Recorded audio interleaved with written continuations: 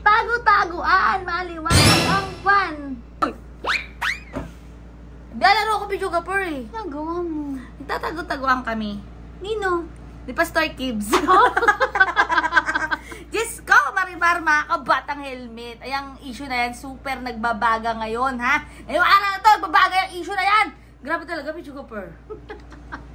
Ano ba? Ano? Ay, nako. Siyempre, today sa Berber Happy Day. Sa lahat ng mga bagong pasok sa channel to, please don't forget to click the subscribe button, tiny bell para lagi updated. Sa lahat ng mga latest, inaipalan namin ni Pichuga Per. Grabe, Pichuga Per, no? Pakinggan ko yung statement ni Pastor Kibbs, Pichuga Per. Napanood mo? Pinanood. Hindi, pinakinggan lang kasi parang nga siyang voice over lang. Voice over flowers. Voice over lang. Hindi ko pa mahanap yung talagang kung may video man yon. Ayun na nga. Tatago nga daw siya, Pichuga Per. Kasi parang, oo. Kaya voice over lang, nagtatago kasi. Ay, oo nga, no. Kaya pala, bawal natin siya makita mga bata helmet kasi nga, makikita nga siya. Kasi nga, nagtatago nga siya. Okay. Pero ito muna mga bata helmet, ha. Basahin nyo yan!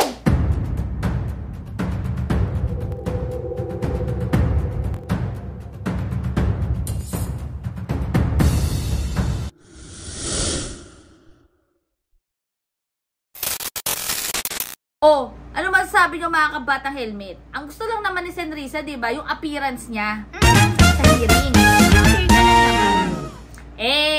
Wala Pichuga Per. Kung ano lang ang mga sinabi ni Pastor Kibbs dun sa statement niya eh. 30 minutes yun ha, mga kabatang helmet. Grabe, 30 minutes kung pinagtyaga ang pakinggan. Ito Tapos lang. pakinggan din nila. Tapos pakinggan nyo na lang din. Pero ito lang yan mga kabatang helmet eh, no? Sa mga hindi pa pala nakapakinig, ito, pakinggan nyo! Mga kababayan ko sa buong bansang Pilipinas, buong sanlibutan, magandang araw, magandang umaga, magandang hapon, magandang tanghali, at magandang araw sa inyong lahat. Ang pangungusap ko pong ito ay napakahalaga para sa lahat ng mga kababayan nating Pilipino na makikinig at manonood sa akin, although hindi nakikita ang mukha ko. Ito po si Pastor Apollo Kibuloy, ang appointed Son of God ng Kingdom of Jesus Christ, the name above every name. Sana po press conference ang tatawagin ko ngayon. Pero dahil nanganganib ang buhay ko, ay hindi po muna ninyo makikita ang aking pagmumukha. Ang akin lang po munang boses ang inyong maririnig. Mahalaga po ito na sasabihin ko sa inyo. Mga kababayan, mula po noong 2018, ako ay linigalig na at ang aking kongregasyon na walang dahilan ginawan kami ng kaso doon sa bansang Amerika. Sumunod kami sa batas.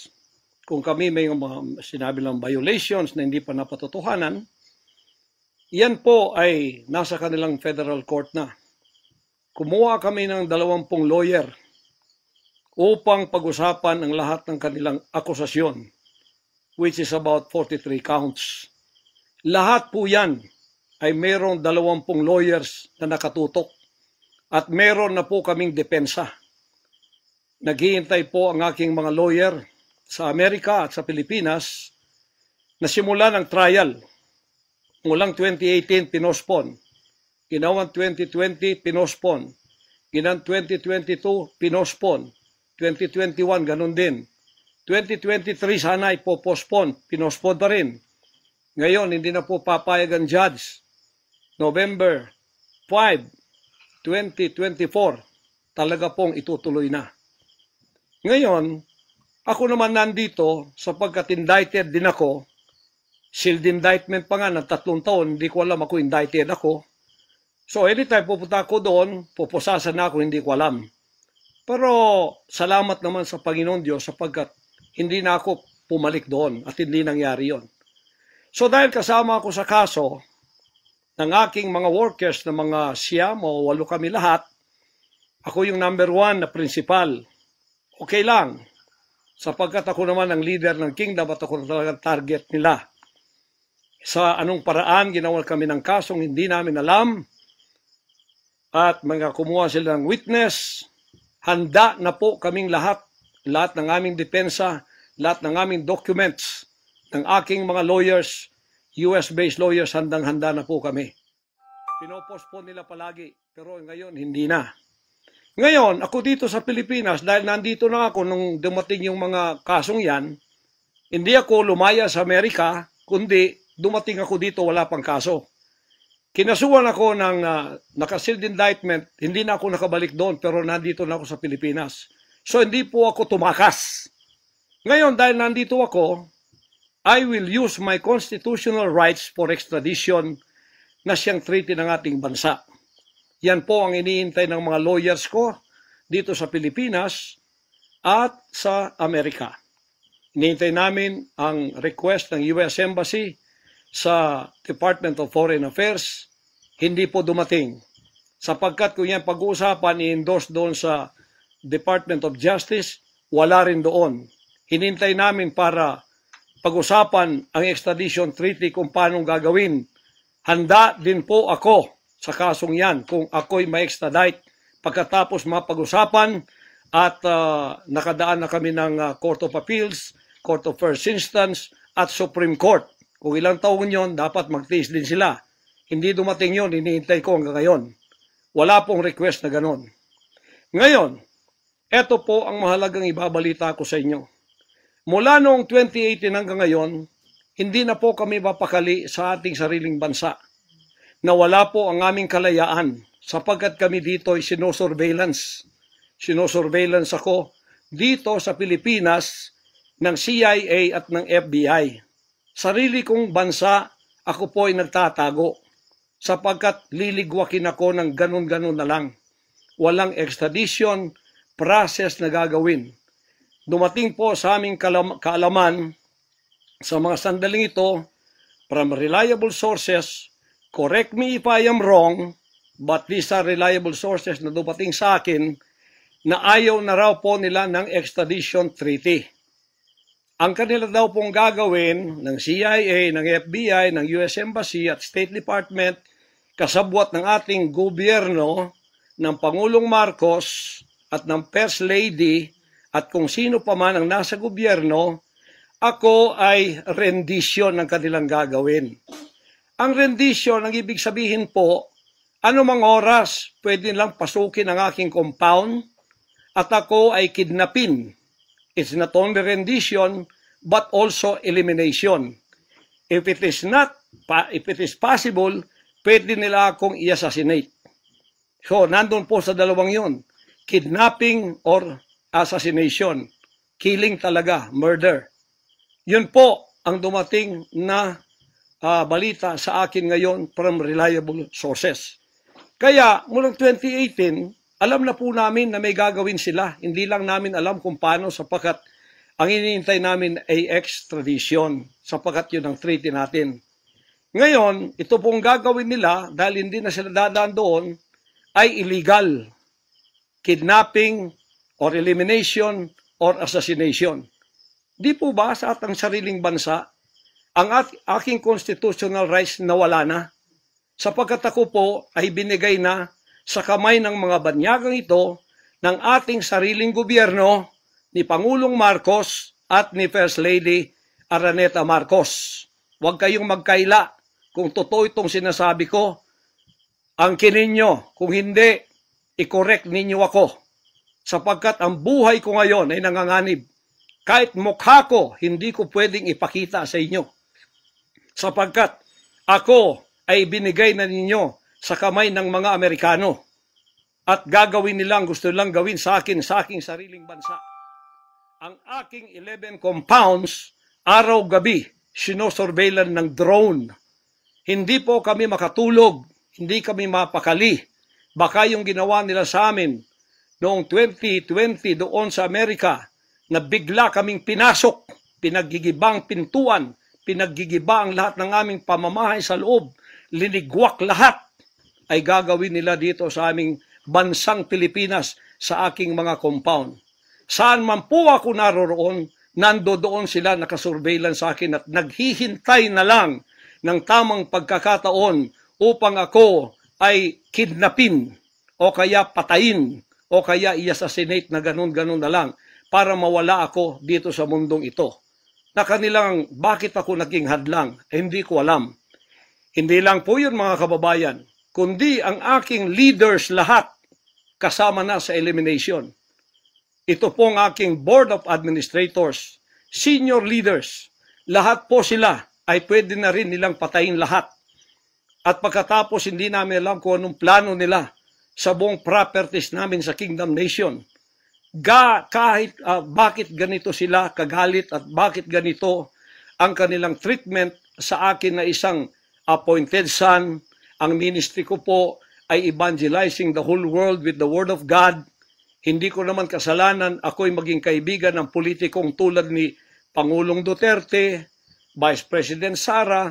Taga Davao po kaming lahat. Lumaki kami lahat dito. Alam ko po ang aking mga kaibigan, sila.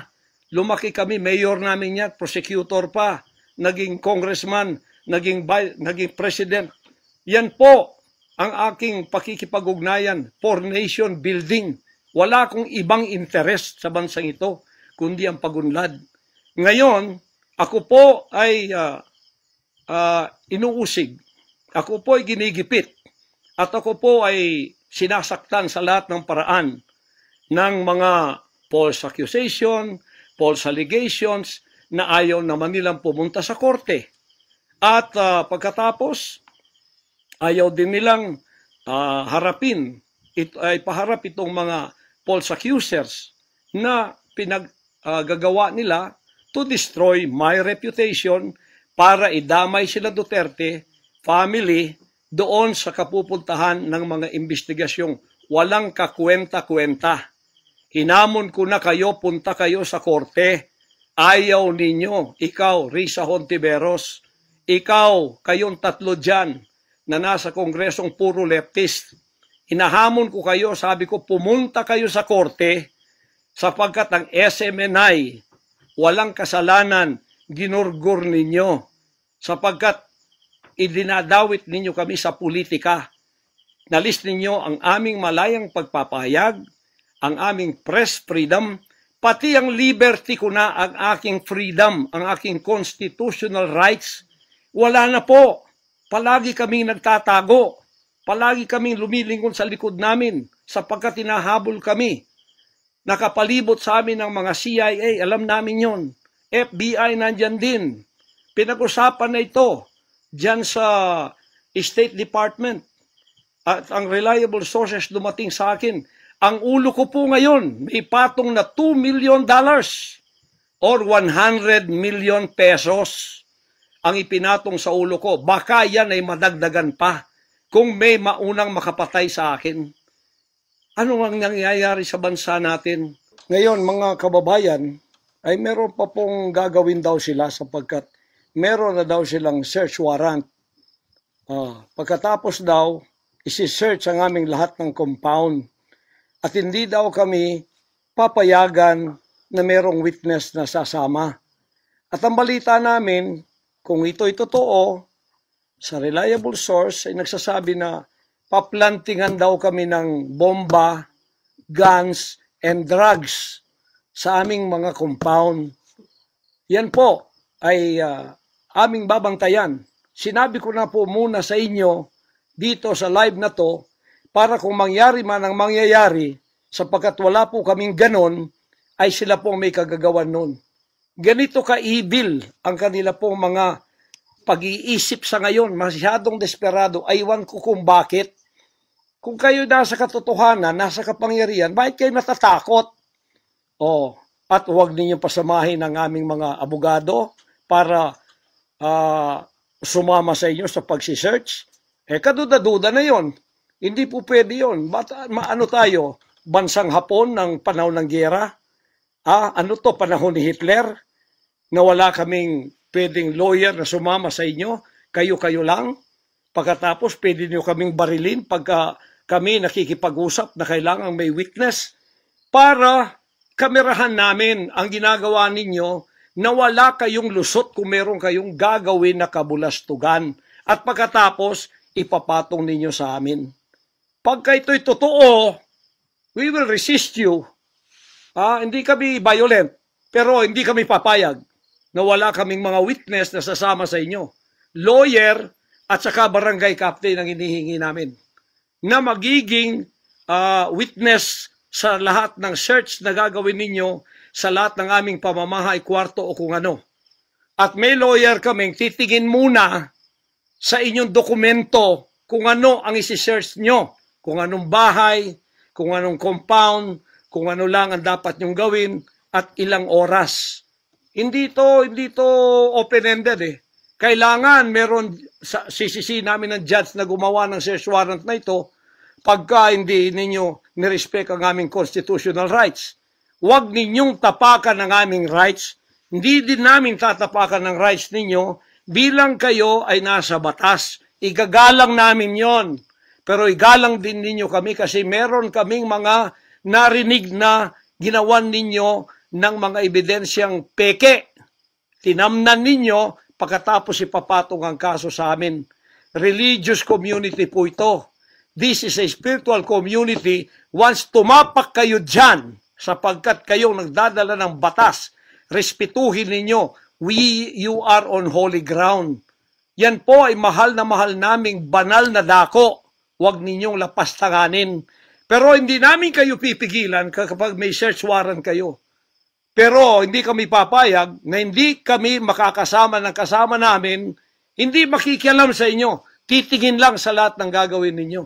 Kasi hindi na kami kumpiyansa sa gobyernong ito. Gagawa sila ng paraan para kami ay bigyan ng kasalanan. Yan po, babantayan natin yan. Pag hindi sila pumayag, then siguradong magpa-planting sila ng evidence. Pag pumayag sila, then fair ang laban. Hindi namin sila pakikialaman. Titingin lang ang aming mga witness na mga lawyer at saka barangay captain. At kung sino man ang mga witness na nandoon mula sa aming side. Kasi nandoon sila. Hindi na pwedeng gawin wantonly ang kanilang gagawin doon sa aming mga compound na wala kaming witness. Because they can do anything to implicate us, to plant false evidences and charges against us. Ganon ang aming mga paningin dito. Kaya wag ninyo kaming pigilan para pantay ang laban natin. Kasi nakikita namin na ang pamamahalang ito ay hindi na po matuwid. Biro ninyo, ginikipit kaming ganito, wala namang kaming ginagawa sa bansang ito. Sinabi ko na muli, hindi kami nagdidil ng drugs, hindi kami violenting tao, hindi kami terorista, mangangaral kami ng mga salita ng Diyos. In fact, dito sa aming compound sa Tamayong, kami ang nakapagbigay ng peace sa mga kababayan nating sinisila ng CPP and PNDF, tinatakot at pinapatay. Ngayon, wala na sila, may peace na kami. Eto namang gobyerno natin, eto ang ginagawa nila sa amin. Biro ninyo mga compound na religious ng Kingdom of Jesus Christ, ginaganito nila. Pero yung pagnanakaw nila sa gobyerno, wala silang sabi. Tiklop bibig. Hindi sinisearch ang mga bahay na pinagbibili nila. Nagamit ang pera ng gobyerno. Anong klase kayo? Sige, gawin ninyo ang gusto ninyong gawin sa amin. Pero kami tatayo sa aming constitutional rights. Whatever happens. Tatayo ako sa kalayaan ko sa bansang ito na pinakamatyan ng aking mga national heroes. Yan mga kababayan, bantayan po natin. Hindi po ako magpaparesto sapagkat ako po ay siguradong papatayin. Kasi rendition na ang kanila, hindi na po extradition. Kaya wala na akong kalayaan at wala na po akong depensa sa sarili ko, kundi ang Panginoong Diyos lamang. Kung paano itinago ng Diyos si Elijah sa evil woman na si Jezebel, nang nagpakain sa kanya ay mga ibon na lang. Ganon din ang gagawin ng Diyos sa akin. Hindi ako ibibigay sa kamay ng masasama pag ganito ang pamamahala. It's an evil and righteous administration. I am telling you that. Bantayan natin to mga kababayan ko. 73 years na po ako. Magse-74 years na ako dito. Lahat ng administrasyon na daanan ko na. Lahat ng mga naging pangulo. Mula kay Diosdado Macapagal. Mula po sa malit pa ako kay Magsaysay.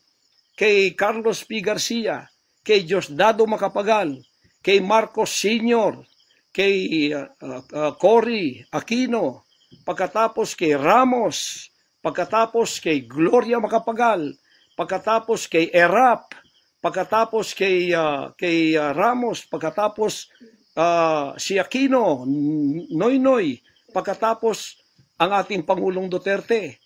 Wala po kaming nadaanan ganito na ginigipit kami sa aming sariling bansa ng mga dayuhan na kasabwat ang ating pamahalaan na aking sinuportahan pa naman noong nakaraang eleksyon. Tandaan mo, President Bongbong Marcos, First Lady Lisa Marcos, pati ikaw, Martin Romualdez, hindi kayo dyan ngayon kung hindi kayo tinulungan ng SMNI at ng buong sangkatauhang Pilipino. Naniwala sila sa amin sapagkat ang SMNI lamang ang may credibility noong panahong yon hanggang ngayon. Ngayon, anong ginawa ninyo? Pinaggagawan ninyo kami ng kasalanan, inilagay ninyo kami sa kahihiyan, pagkatapos ibinilanggo pa ninyo ang dalawa naming mamamahayag, pagkatapos inaapi ninyo kami ng ganito-ganito lang, ang aming pong tolerance, it has come to the rim. Our tolerance has been to the roofs already. Alam ninyo, hindi na po biro itong nangyayari sa bansang ito. Kung pababayaan po natin ang ganitong mangyayari ng mga dayuhang tulad ng Amerikano, CIA, FBI, State Department, US Embassy, gigipitin tayo with the connivance of our own President and First Lady and other members of the Congress. Kung pababayaan natin ito, nangyayari sa isang Pilipinong tulad ko na gumagawa ng kabutihan, trying our very best para makatulong kami, humanitarian, Children's Joy Foundation, dinemonize kami, kinriminalize kami. Biro nyo ginagawa niyo dangerous criminal organization, ang Kingdom of Jesus Christ. Buong sanlibutan, ang akin pong 38 years na munga ng mga 6 hanggang 7 milyong kaluluwa na niwala sa katwiran at nagbago ang buhay. Ngayon, ginaganito niyo ako ng dahil sa inyong politika na ang aking itinataas naman ay mga lider na tama tulad ni Duterte. Kasalanan ko ba yun na maniwala ako sa isang lider na matuwid at akin siyang itaas? Pagkatapos ganito kayo kadesperado para ako'y patayin at ang lahat ng aking mga senior leaders papatayin din, hanggang yung mga leaders na pwede pang pagkatiwalaan papatayin ninyo. And then you take over all of our properties and compound. Pagkatapos lilinlangin ninyo ang mga tao. Pagkatapos magtatayo kayo ng sariling korporasyon, i-incorporate ninyo doon ang lahat ng properties na pinaghirapan, blood, sweat, and tears ng aking mga members all over the world. Tapos biglang-bigla ililipat niyo doon sa inyong bagong korporasyon at pagkatapos itataas ninyo ang kamay ng isang tao tulad ni Bandari at sasabihin niyo, ito ang leader ninyo ngayon. Ano ang Kingdom of Jesus Christ? Political government? Hindi po ganon. Mangyari ng mangyayari. Hindi po papayagan ng Panginoon Diyos ang mga bagay na itong nangyayari sa ating bansa sa mga sandaling ito. Kung ako, mabuting tao, kung ako nangangaral ng katuwiran, kung ako tumutulong ng kusang loob at hindi nagpapautang loob kanino man, ginaganito ako, sino pa kaya kayo, mga kababayan ko? Bumukas na po ang mata natin, magkaisa na tayo at alisin ang evil administration na ito na siyang ginagamit ng masamang espiritu upang ang kadiliman ay bumalot sa buong bansang Pilipinas. Alam ko, mahal ninyo ang Pilipinas, mga Pilipino. Naghihintay lang tayo ng tamang pagkakataon.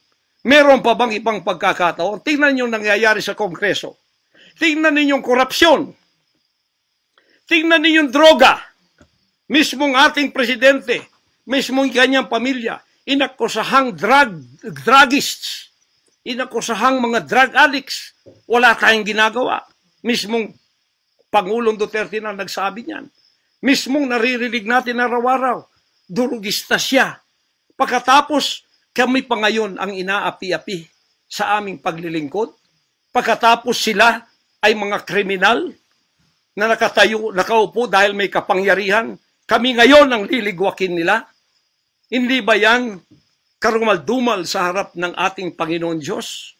Hindi ba yan ay isang pamamahalang hindi tama? Si Nebukadnezar, pinakain ng damot, ginawa siyang hayop. Ang kanyang anak si Belshazzar, nakakita ng handwriting on the wall. Pagkatapos, inalis ang kaharian sa kanya at ibinigay kung sino ang magiging matuwid na haharap sa Panginoon Diyos. Anong tingin ninyo sa akin bilang pastor? Dinemonize. Ang reputasyon ko pinagsisira. Ngayon, hindi na ako buhay. I am a living dead. Kung walang Panginoon Diyos sa akin, pinatay na ako sapagkat lahat ng gadgets nasa sa kanila. Lahat ng gadgets ng Amerikanong yan nasa sa kanila. CIA, FBI, at sino pa ang kanilang mga galamay dito na pinagbibili na nila. Ako, hindi ako drug lord. Ni minsan hindi ako nakatikim ng droga. Mulang-mula pa, inialay na ako ng aking ama na maging isang ministro ng banal na kasulatan. Hanggang ako'y lumaki, hanggang ako'y naging 74 years old, hindi ko po na-enjoy ang aking kabataan sapagkat hindi ako nagliwaliw. Ako po'y nangaral. 50 years na akong nangangaral. 38 years in the kingdom ministry. Ni isang sigarilyo hindi tumama sa bibig ko. Ni maliit na bisyo hindi ko pinasok. Ako po ay hindi nag-asawa. Ngayon inaakusahan ako ng napakaraming babae. Ito po ang kasalanan ko. Pinayaman ako ng Panginoon Diyos, akala nila sa akin. Single ako, kaya pinag-aagawan ako. Pagkatapos na ako'y maghihindi, mapapahiya, ibabaligtad nila sa akin. Yan ang tinatawag kong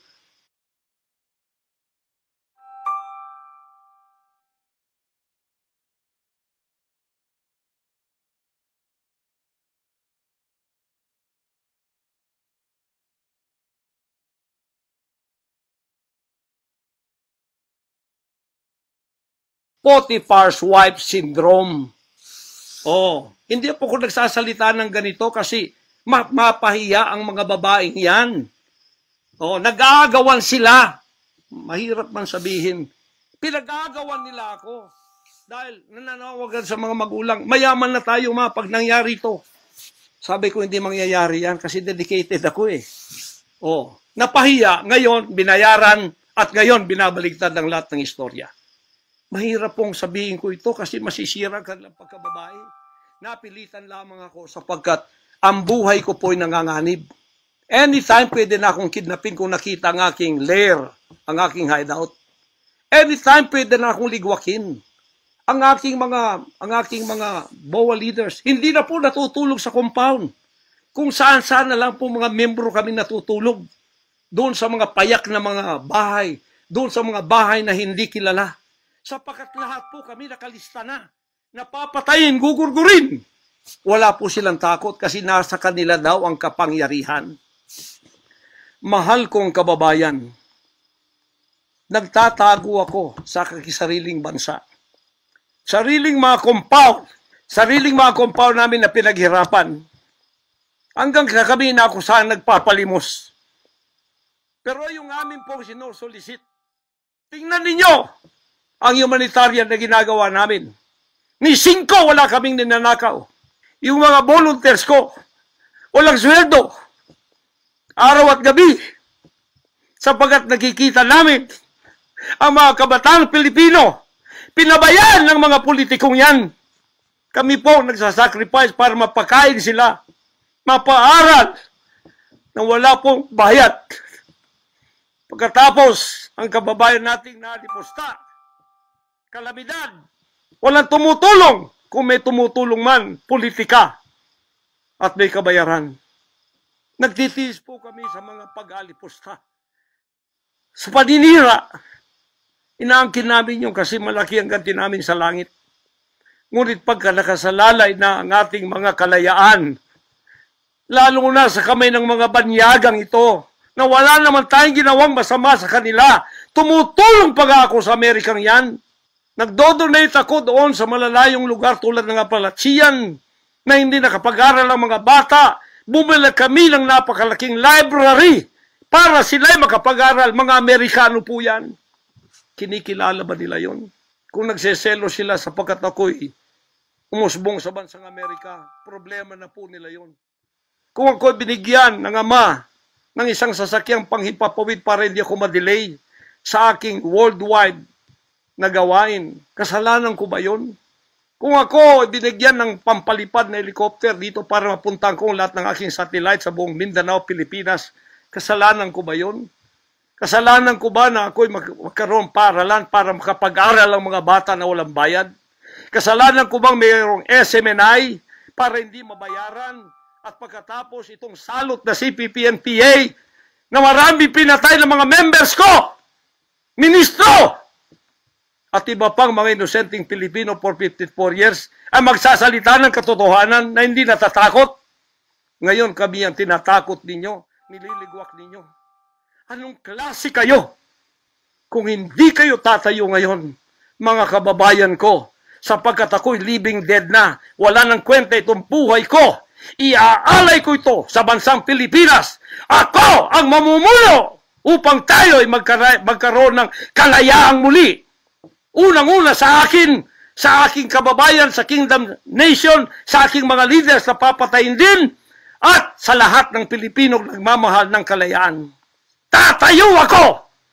At ako ang mamumuno sa bansa ito para sa katwiran at takot sa Diyos, para ibalik ang ating kalayaan at ang ating kaligtasan mula sa kamay ng mga banyaga na pinakabatyan ni Rizal, nila Bonifacio. Gayon ang panahon ng pagtayo. Ayaw ko pong gawin ito. Hindi ako politiko. Ang misyon ko ay isang pastor, isang alagad ng Diyos. Appointed son, magligtas ng kaluluwa. Ngunit hindi nyo kinilala yon. At ngayon sinisikil ninyo ang aming kalayaan na ma-enjoy namin ang labor namin for 38 years. Blood, sweat, and tears. Ang gabi ginagawa naming araw. Hindi kami nagmolestiyan ng ibang tao. Lumago ang bansang Kariyan.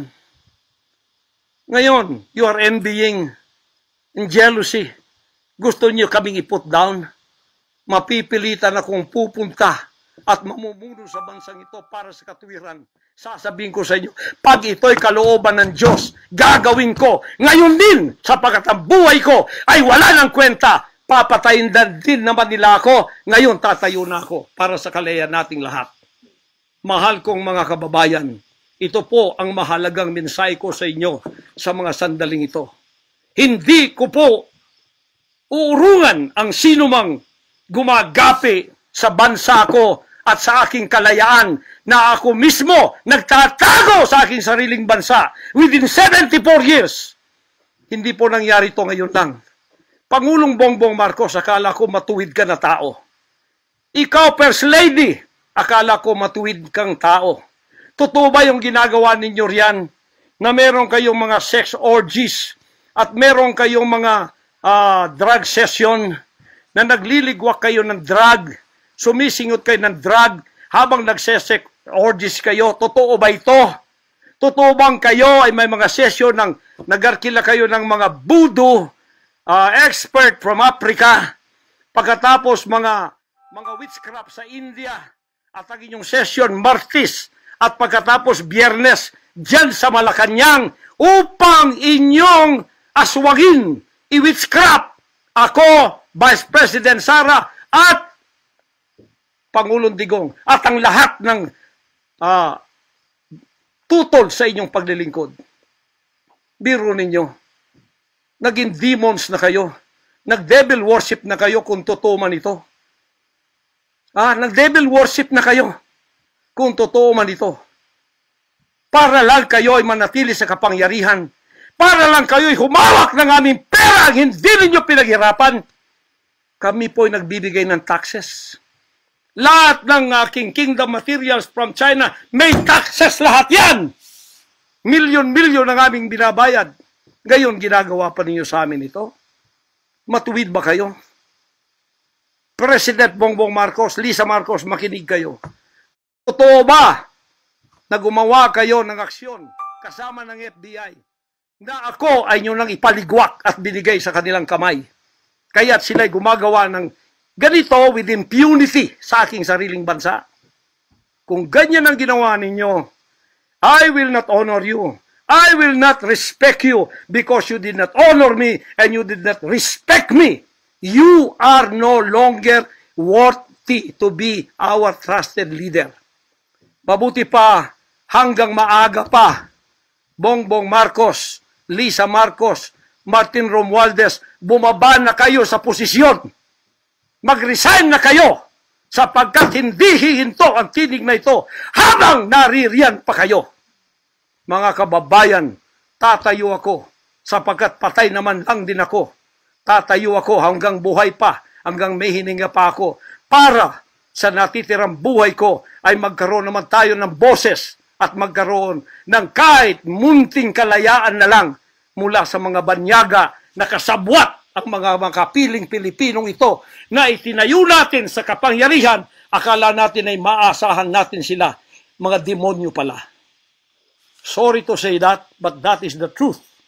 If that is not the truth, then tell me. And you cannot judge me. You cannot condemn me. I am dead already. I am a living dead in your book. CIA, FBI, State Department, USA. Gawin ninyong gusto ninyo.